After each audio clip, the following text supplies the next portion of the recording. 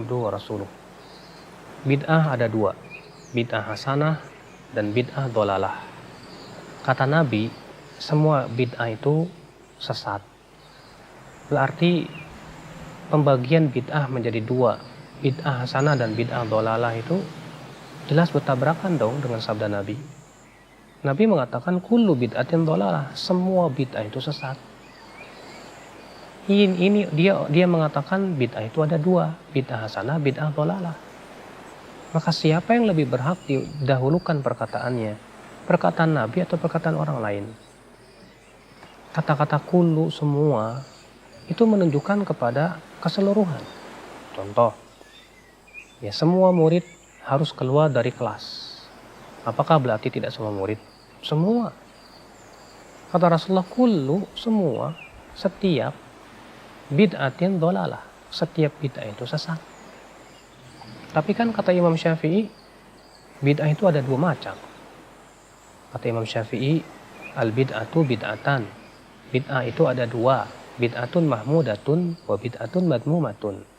Bid'ah yang terpuji dan bid'ah yang tercela. Memangnya Anda lebih tahu dari Imam Syafi'i? Saya katakan memangnya Imam Syafi'i lebih tahu dari Rasulullah. Perkataan siapapun kalau bertabrakan dengan sabda Rasulullah, ya tentu ya harus didahulukan sabda Rasul dong.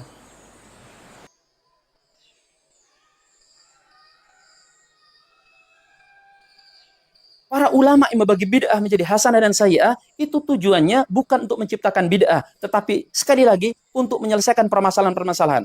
Kita ambil contoh misalnya, ketika kemunculan mushaf Al-Quran, Abu Bakar menolak karena menganggap bahwa ini perbuatan yang tidak pernah dikerjakan oleh Nabi SAW. Tapi kemudian setelah mendapatkan pertimbangan dari para sahabat yang lain, termasuk Sayyidina Umar, akhirnya beliau menerima untuk membuat mushaf Al-Quran. Ini memang perbuatan bid'ah yang tidak ada di masa Nabi SAW, tetapi adalah bid'ah hasanah. Bahkan kemudian perkembangan selanjutnya, mushaf Al-Quran dibagi menjadi beberapa juz. Awalnya kan para ulama melarang, tetapi kemudian menganggap bahwa ini adalah sesuatu yang baik. Quran 30 juz itu tidak ada di masa Nabi SAW. Demikian juga kemudian tulisan diberikan titik dan baris juga tidak ada di masa Nabi SAW. Dan para ulama menganggap bahwa ini adalah perbuatan bid'ah hasanah karena memudahkan dalam membaca Al-Quran. Kalangan yang tadi membagi bid'ah menjadi dunia dan agama itu juga mengatakan tidak apa-apa, itu hanya memudahkan saja. Sama kan tujuannya. Tapi kemudian kalau ditimbang, bagaimana kasusnya hari ini? Kalau tiba-tiba ada yang punya usulan, karena banyak orang tidak bisa baca tulis Arab, kita ganti aja tulisan Al-Quran dengan tulisan Latin.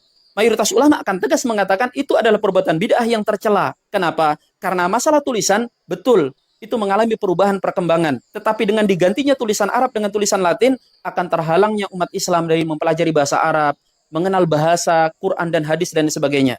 Ini terkadang ketika dijelaskan tentang pendapat para ulama yang mengatakan bahwa bid'ah itu masih ada yang hasanah, ada sayyi'ah, yang diserang adalah sisi lain.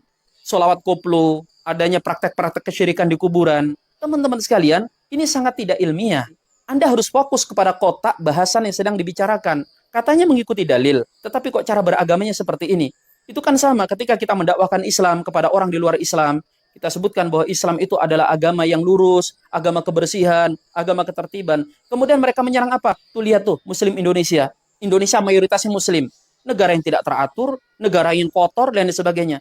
Ketika kita menjelaskan masalah ilmu, itu murni ranah keilmuan. Jangan bawa-bawa mereka yang mengaku mazhab Syafi'i dengan perilaku menyimpang mereka.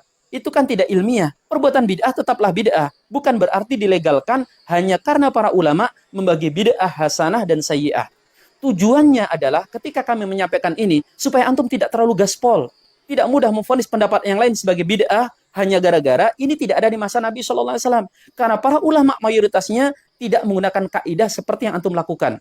Sesuatu itu dihukumi bid'ah tidak hanya karena ada atau tidak ada di masa Nabi, atau ada contoh atau tidak ada contohnya di masa Nabi, tetapi harus dikaji dengan ilmu para ulama. Itu mengapa saya memberikan contoh ulama di masa lalu berdebat masalah keran, masalah mic. Kemudian ada yang salah paham. Ini Ustadz nggak paham masalah bid'ah. Itu kan jelas sarana, itu bukan bid'ah. Itu masalah dunia. Tetapi masalahnya tidak sesederhana itu. Bukti tidak sederhananya tuh dibahas di masa lalu. Mungkin antum akan mengatakan, benar itu pendapat mayoritas ulama, tetapi mayoritas belum tentu benar. Kalau mayoritas ulama belum tentu benar, apakah dikira minoritas ulama itu yang benar? Mayoritas ulama itu memiliki posisi khusus dalam hukum agama. Jangan samakan kumpulan ulama yang merupakan ahli ilmu dengan komunitas yang lain yang meskipun jumlah mereka banyak. Tidak sama. Ulama ini ahli ilmu. Ketika kita mengatakan bahwa pilih hadis atau ikuti ulama, itu kita telah melakukan paling tidak dua kesalahan. Pertama, kita merasa lebih tahu hadis tersebut dari para ulama tersebut. Kita lebih tahu tentang hadis bid'ah daripada Imam Nawawi, dari Is Abdus Salam. Itu kan sama dengan mengatakan orang secerdas Is Abdus Salam, orang sahibat Imam Nawawi, bahkan orang sekali berimam Syafi'i, masa kullu bid'atin dolalah tidak tahu bahwa semua bid'ah itu sesat.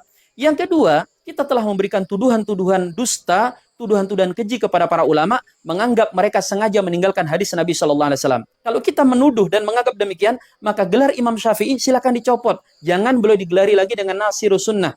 Gelari beliau dengan apa? Dengan musuhnya sunnah.